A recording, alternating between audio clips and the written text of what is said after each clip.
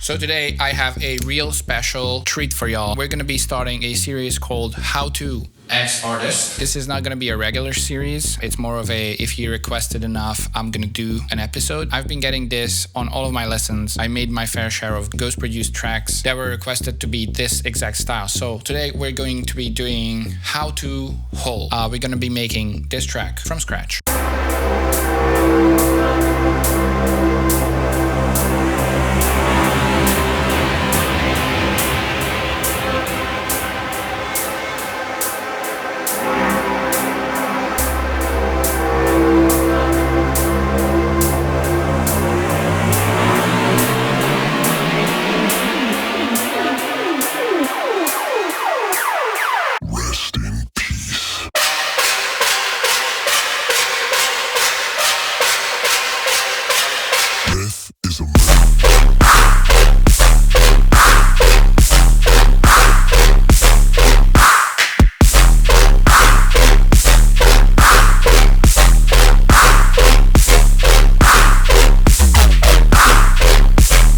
Project file is downloadable in the description, made in Ableton 11. Presets, samples, everything is in there.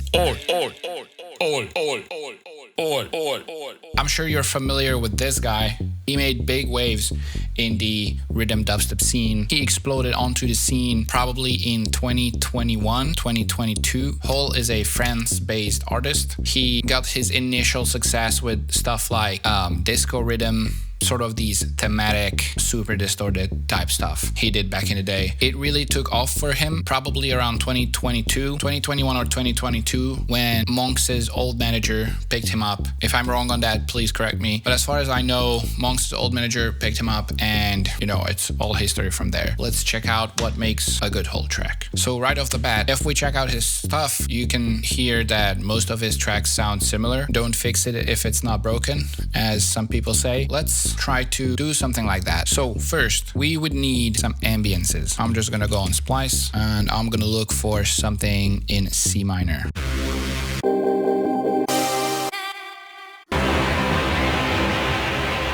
Okay, that sounds good. Let's use that. I'm just gonna use this. It's gonna be a simple 8-bar intro, 8-bar build, and then drop kind of deal.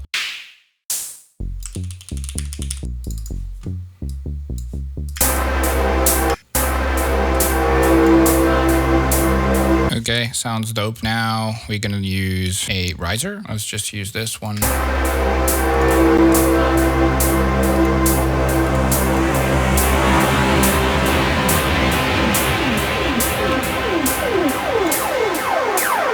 And now we need a scary, ominous pre-drop vocal. So I'm just gonna do something stupid and I'm just gonna grab something from League of Legends. They never get tired of rest in peace. Rest in. Okay, let's just do something extremely simple. Let's just do Lucian or Lucian. I don't know how to pronounce his name. I'm not that big of a League player, but let's just drop it down to -5 semitones.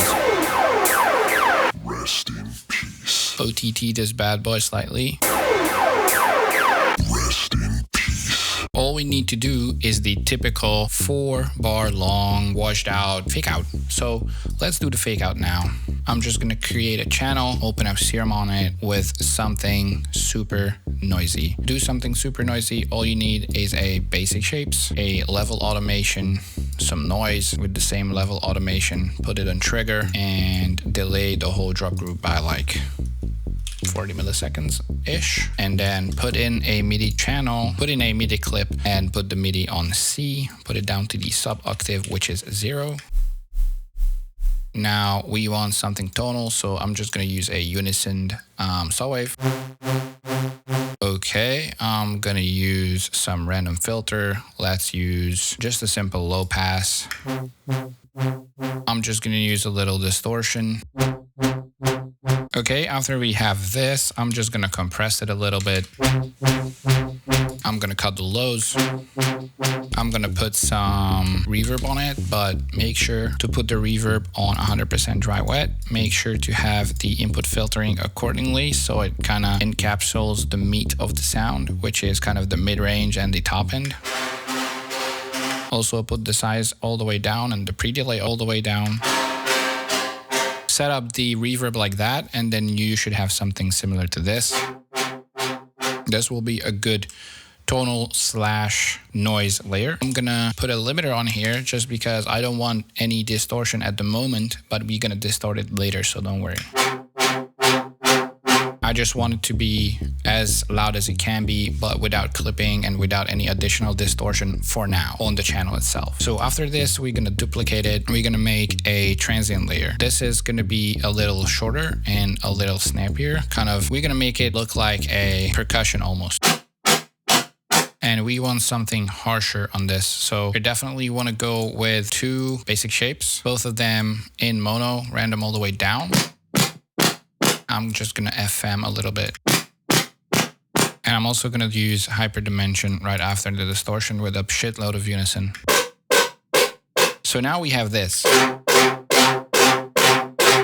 And now, after we have all this, we need another serum that will play our sub bass. Our sub bass is going to be a simple sine wave, no additional nothing, just a simple sine wave, random all the way down. The level is a little tricky because the way the distortion works on the group is that it will distort no matter what, but it depends slightly on the loudness of the sub bass. So by having the sub bass lowered on a quarter note's second half, that's going to give dynamics to the actual distortion pattern, and it's going to give dynamics to the whole song. So we're going to do something like this.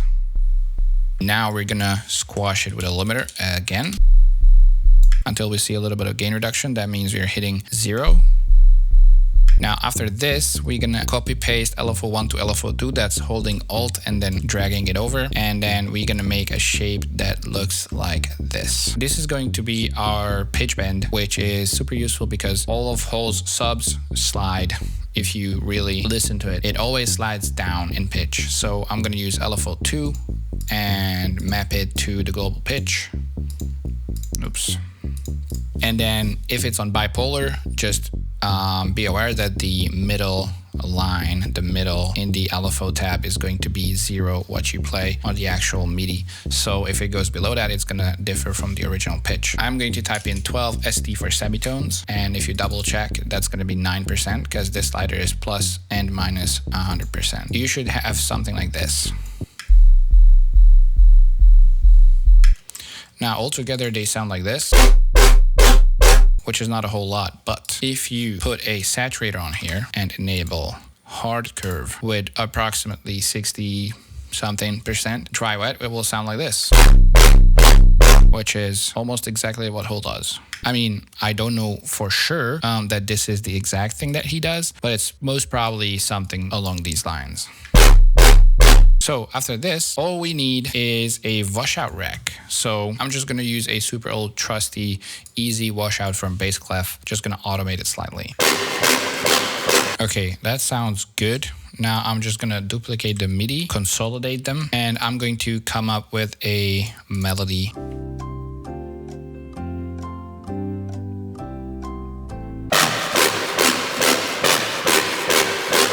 You can disable the distortion while you have the washout rack enabled. That way you can get something extremely similar to his sound. Right now, all we need is a couple of drums and repeat this pattern without the washout rack with the distortion enabled, and then you're good to go. Okay, for the drums, I'm gonna use my own sample pack. Surprise, surprise. Let's find a cool little thumpy kick. Okay, this should work. Let's just use this bad boy. No warping on the kick. Let's find a clap as well. Okay, that's nasty and big. That's what she said. Let's use this one. Okay, now all we need is a ride loop.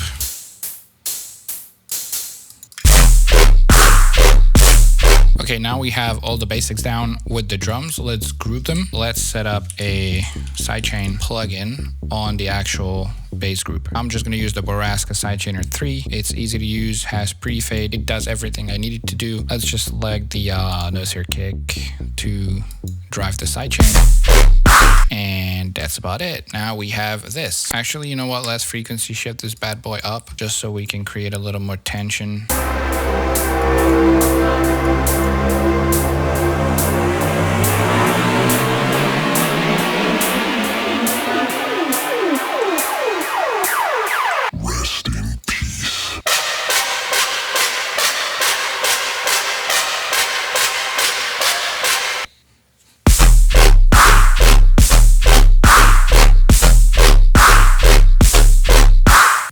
create a sub noise layer with an audio effect rack, just separating the lows and the highs. Just gonna create something like this.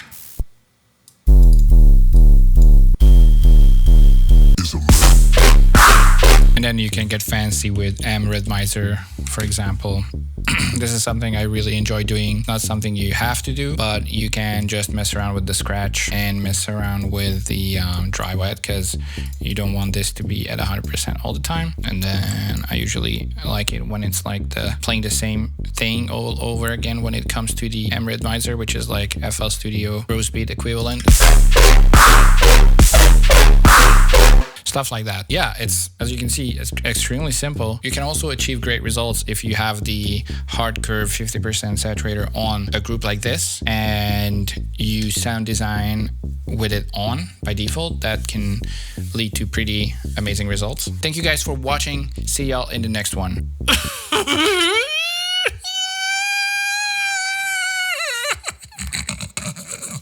If you found this video helpful, don't forget to check out my website for a lot of high quality Serum and Vital presets and drum samples. You can also support me on Patreon, where I upload bass music specific tutorial content every single month. Peace.